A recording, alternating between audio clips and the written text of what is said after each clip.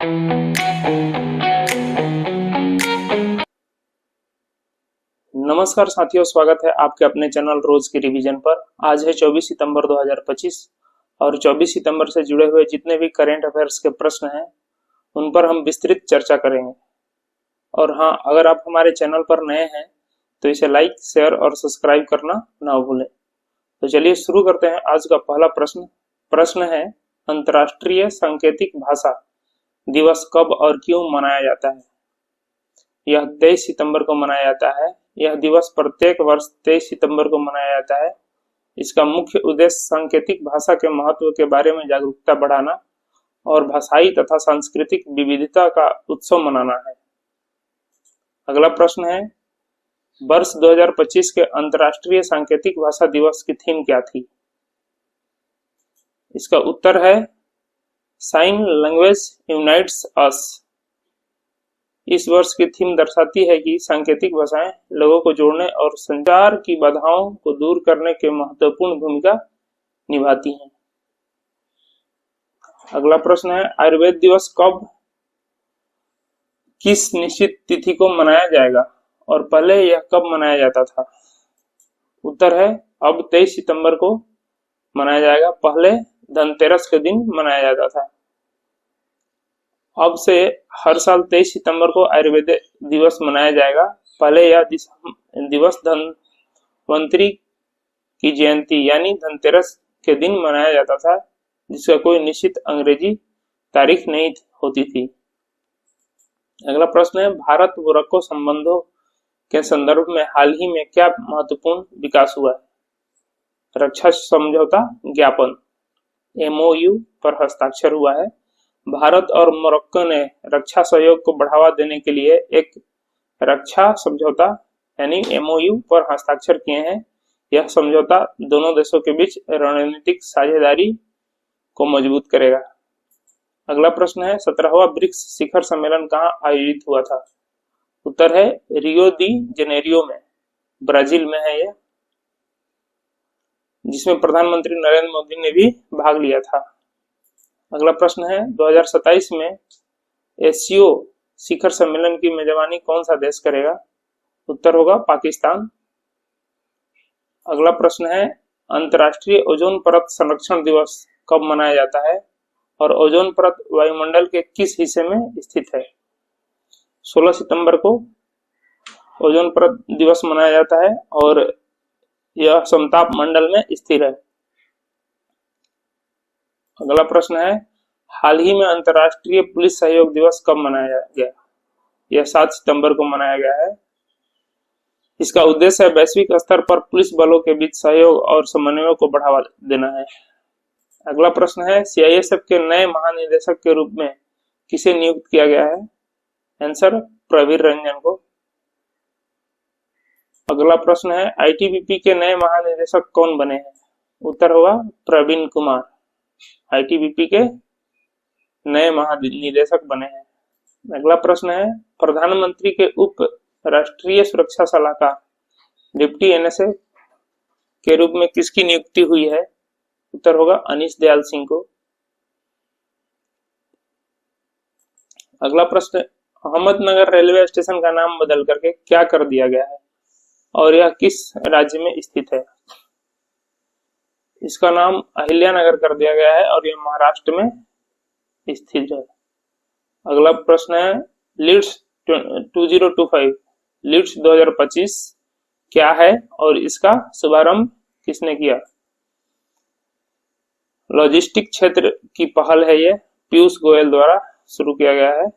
यह भारत के लॉजिस्टिक क्षेत्र को बढ़ावा देने के लिए पहल है, जिसका शुभारंभ केंद्रीय वाणिज्य और उद्योग मंत्री पीयूष गोयल ने किया है। अगला प्रश्न है, 524 साल पुराने त्रिपुरा सुंदरी मंदिर का उद्घाटन किसने किया? प्रधानमंत्री नरेंद्र मोदी ने। इस ऐतिहासिक मंदिर का उद्घाटन प्रधानमंत्री नरेंद्र मोदी ने किया। यह मंदिर त्रिपुरा की सांस्कृतिक और धार्मिक विरासत का प्रतीक है। अगला प्रश्न है, कोक बरोक भाषा को संविधान की 8वीं अनुसूची में शामिल करने की मांग किस राज्य से संबंधित है? उत्तर होगा त्रिपुरा से। यह यहाँ की स्थानीय भाषा है। अगला प्रश्न है, हिमाचल प्रदेश ने साक्षरता के क्षेत्र में क्या उपलब्धि हासिल की है?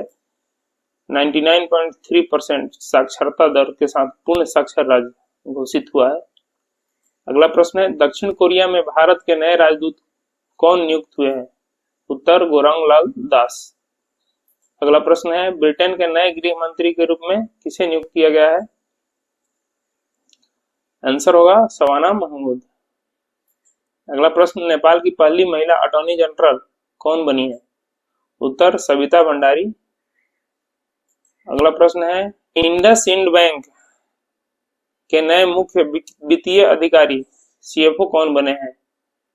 उत्तर होगा बिराल दवानिया। बिराल दवानिया को इंडसइंड बैंक का नया सीएफओ नियुक्त किया गया है।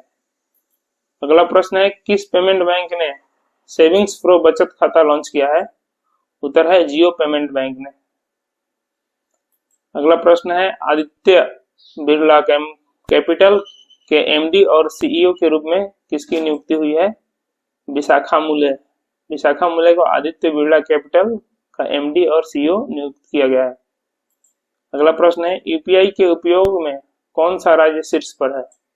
आंसर होगा महाराष्ट्र। अगला प्रश्न है, मिसाइल रोधी लेजर प्रणाली आयरन बीम का सफल परीक्षण किस देश ने किया है? इजराइल ने किया है। पहले आयरन डोम था, अभी आयरन बीम। अगला प्रश्न है, दुनिया के पहले बांस आधारित इथेनॉल संयंत्र का उद्घाटन कहाँ किया गया है? असम के नुमालीगढ़ में।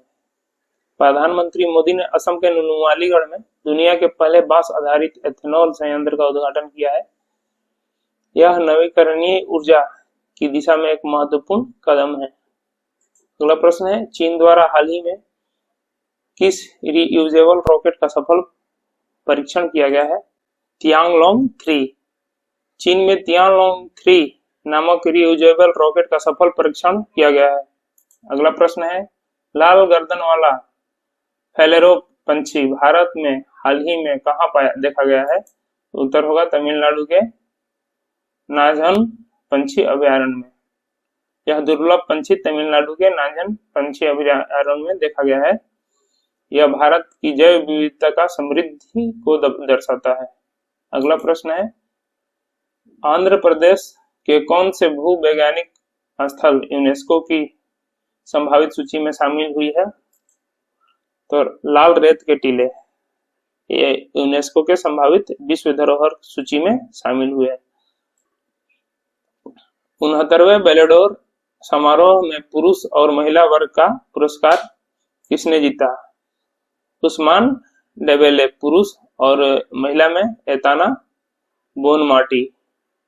पेरिस में आयोजित इस समारोह में पुरुष बेलेडोर पुरस्कार उस्मान डेबेले ने और महिला बेलेडोर पुरस्कार एताना बोनमाटी ने जीता है। अगला प्रश्न है, किस दक्षिण अफ्रीकी क्रिकेटर ने अपना वनडे ओडीआई से संन्यास वापस ले लिया है?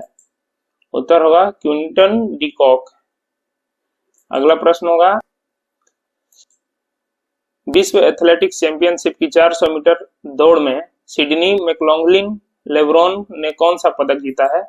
उत्तर है इन्होंने स्वर्ण पदक जीता है। अगला प्रश्न है, भारतीय क्रिकेट टीम की नई टाइटल स्पॉन्सर कौन बनी है? तो अपोलो टायर्स। अगला है, स्केचर्स ने किस भारतीय क्रिकेट को अपना ब्रांड एम्बेसडर बनाया है? किस भारतीय क्रिकेटर को? उत्तर होगा मोहम्मद सिराज को अपना ब्रांड एम्बेसडर बनाया है। स्केचर्स कंपनी है।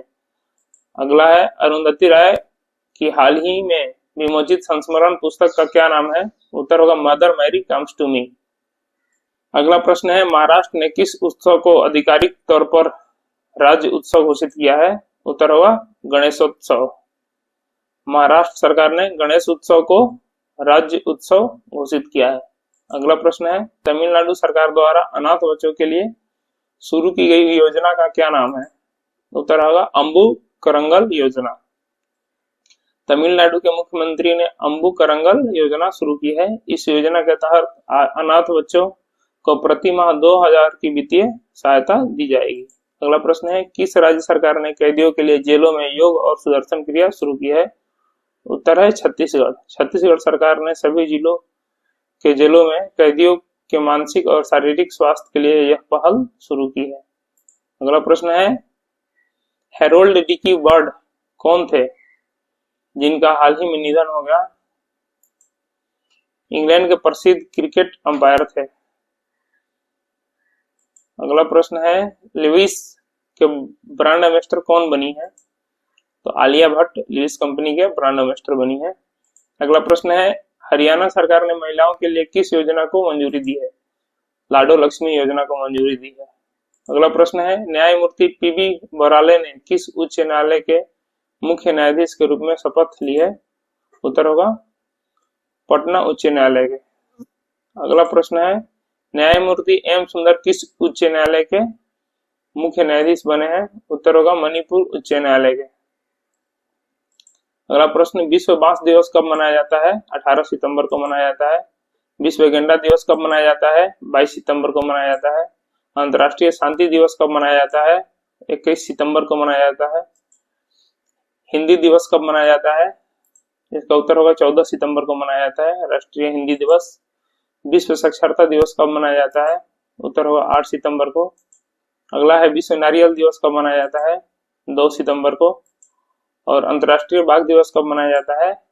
29 जुलाई को। और राष्ट्रीय बालिका दिवस कब मनाया जाता है?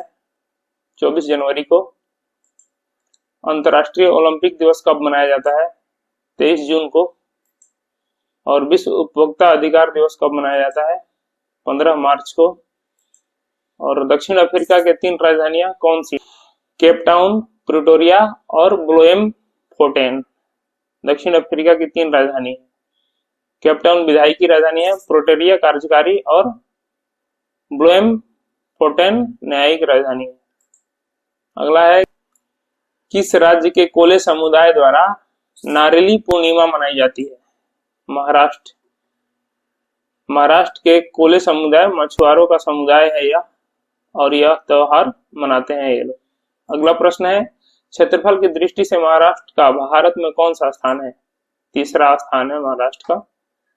अगला प्रश्न है, यूएई में पहले विदेशी अटल नवाचार केंद्र का शुभारंभ कहाँ किया गया? यह केंद्र यूएई में शुरू किया गया है, जो भारत का नवाचार मिशन का वैश्विक विस्तार है।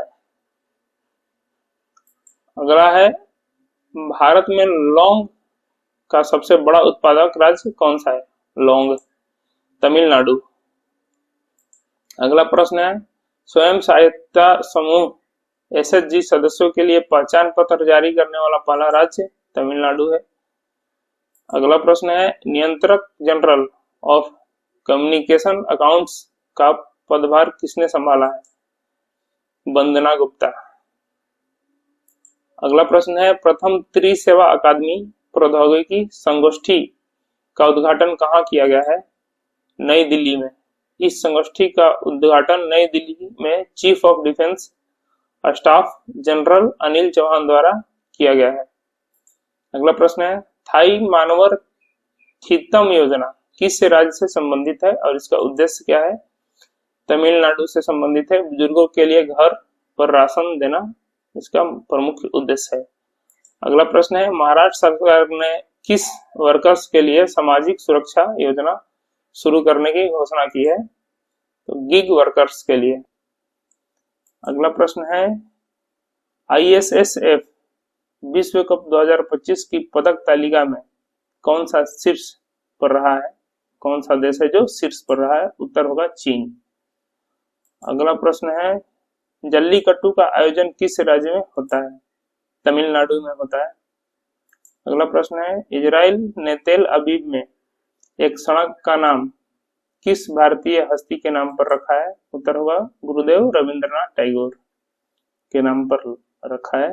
तो यहाँ तक बने रहने के लिए धन्यवाद। आज के वीडियो में बस इतना ही। मिलते हैं अगले वीडियो में। Thank you.